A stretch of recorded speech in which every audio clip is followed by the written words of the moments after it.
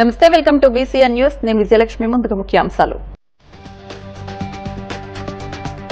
ఉద్యోగాల విషయంలో ఆదివాసీ గిరిజన యువత అధైర్యపడొద్దన్న మంత్రి సంధ్యారాణి. కూటమి ప్రభుత్వంలోనే గిరిజనులకు న్యాయం జరుగుతుందని స్పష్టీకరణ.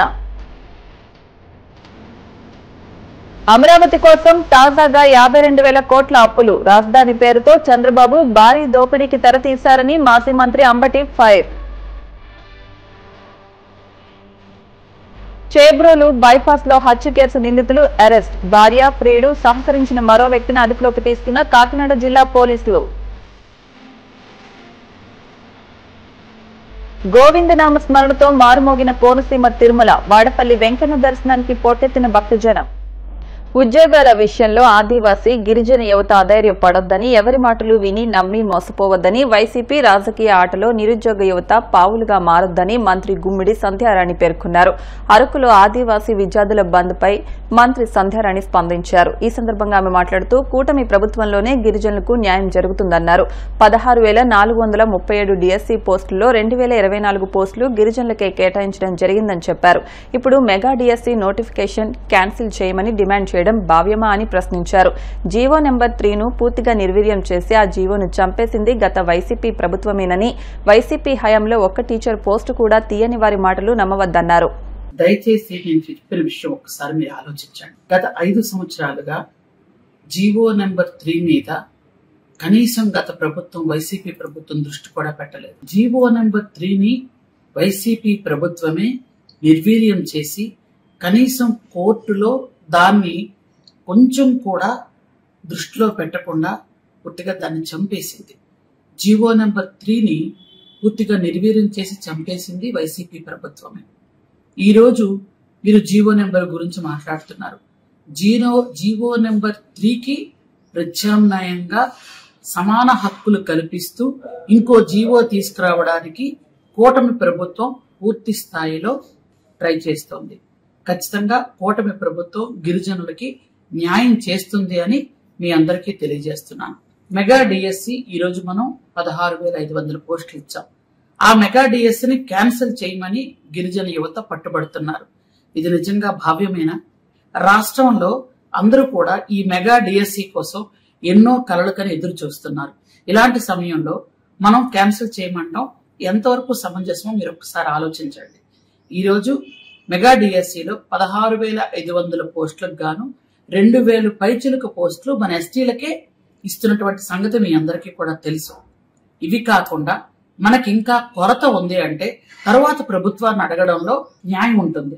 కానీ ఇప్పుడే మనం మెగా డిఎస్సి తీయొద్దని చెప్పడం ధర్మం కాదు. ఈ ధర్నా ఏదైతే ఉందో, ఈ ర్యాలీలు ఏవైతే ఉన్నాయో, ఈ బంద్లు ఏవైతే ఉన్నాయో, వీటిని వైసీపీ నాయకులు ముందు పెట్టి నడిపిస్తున్నారు. మీరు ఒక్కసారి ఆలోచించండి.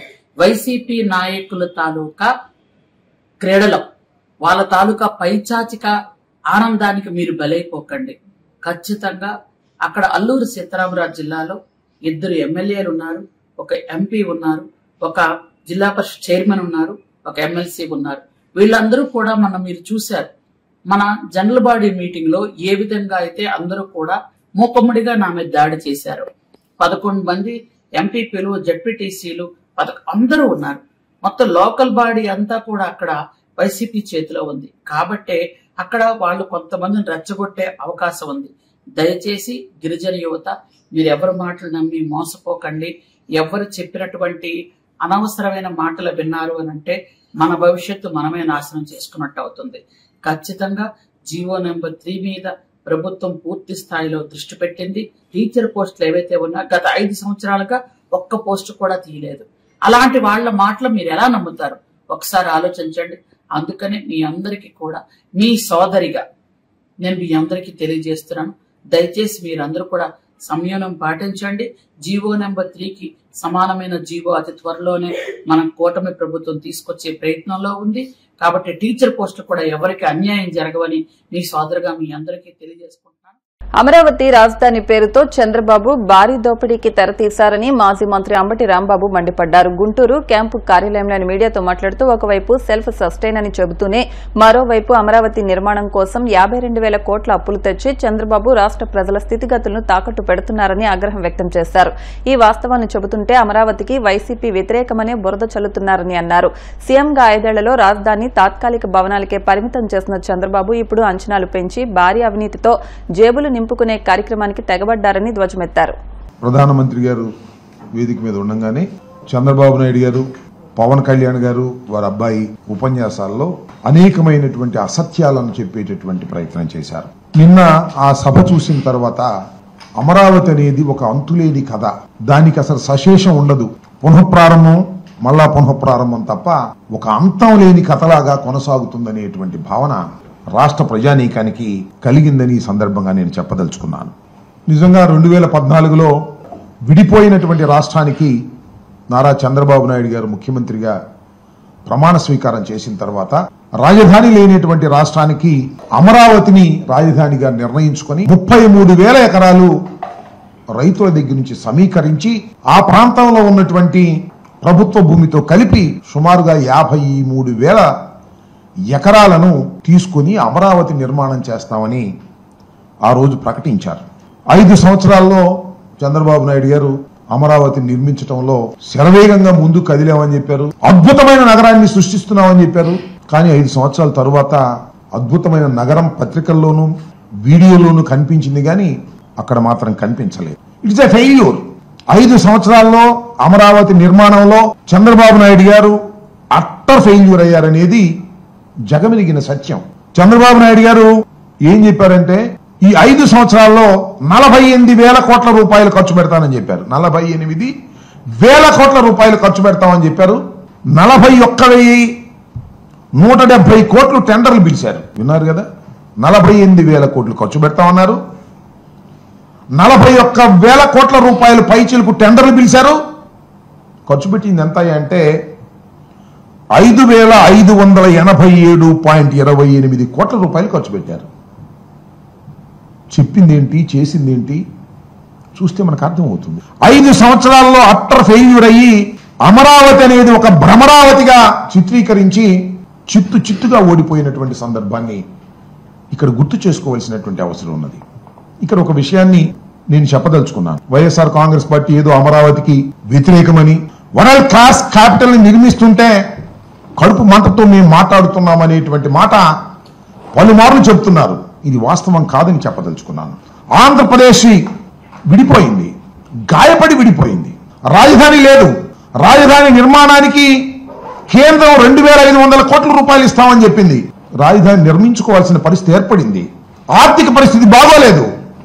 హైదరాబాద్ లాంటి పట్టణాన్ని కోల్పోయాం. అక్కడి నుంచి ఇక్కడికి వచ్చేసాం. 10 సంవత్సరాల పాటు హైదరాబాద్ లో ఉన్నటువంటి ఇన్ఫ్రాస్ట్రక్చర్ ని రాజధానిగా ఉపయోగించుకునేటటువంటి ఫెసిలిటీని మనకి విభజన చట్టం కల్పించింది. చంద్రబాబు నాయుడు గారు వచ్చారు, ఏం చేశారని అడుగుతా ఉన్నా. రాజధాని నిర్మాణం చేపట్టారా? రాజధాని నిర్మాణం కాదు, రాజధాని పట్టణాన్ని నిర్మిస్తామన్నారు. దురదృష్టం అంటున్నాను.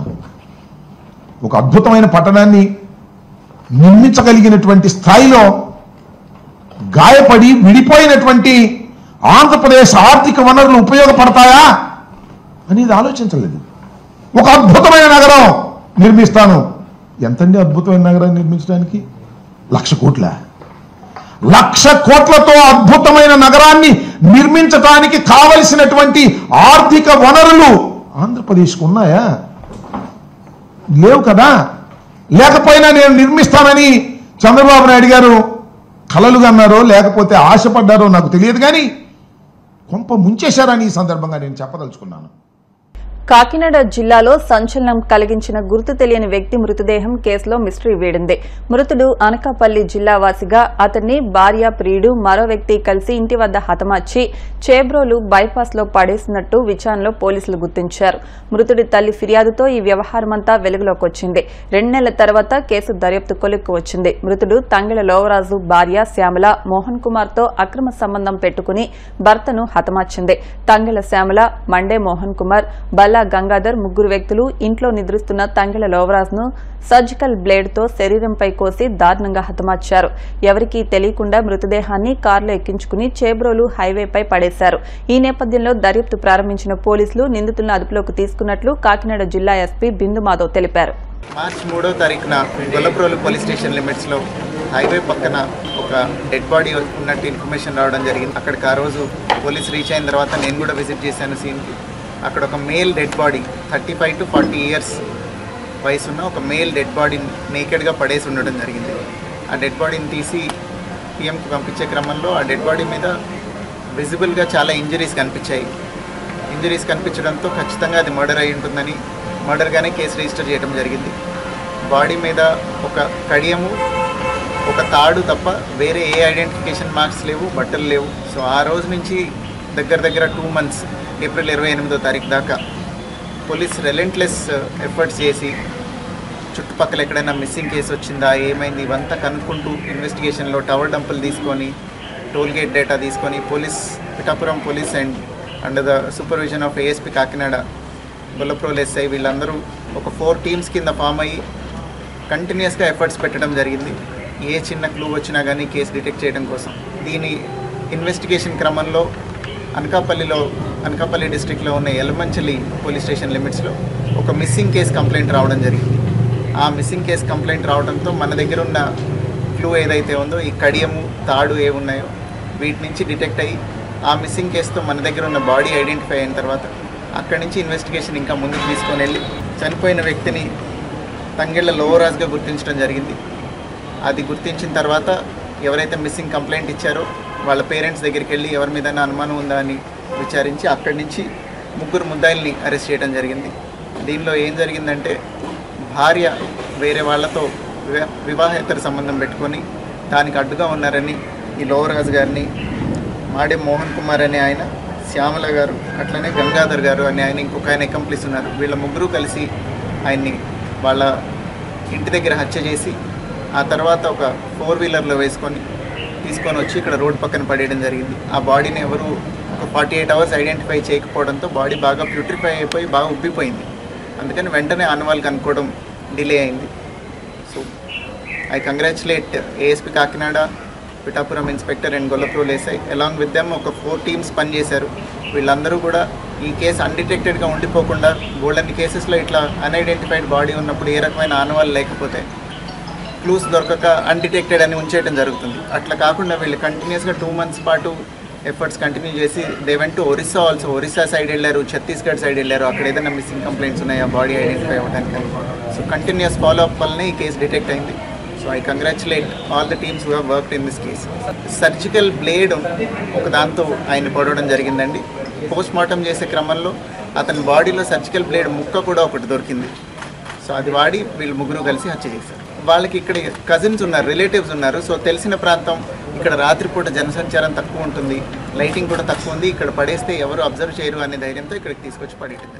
ఇప్పుడు కాసేపు ప్రకటనలు.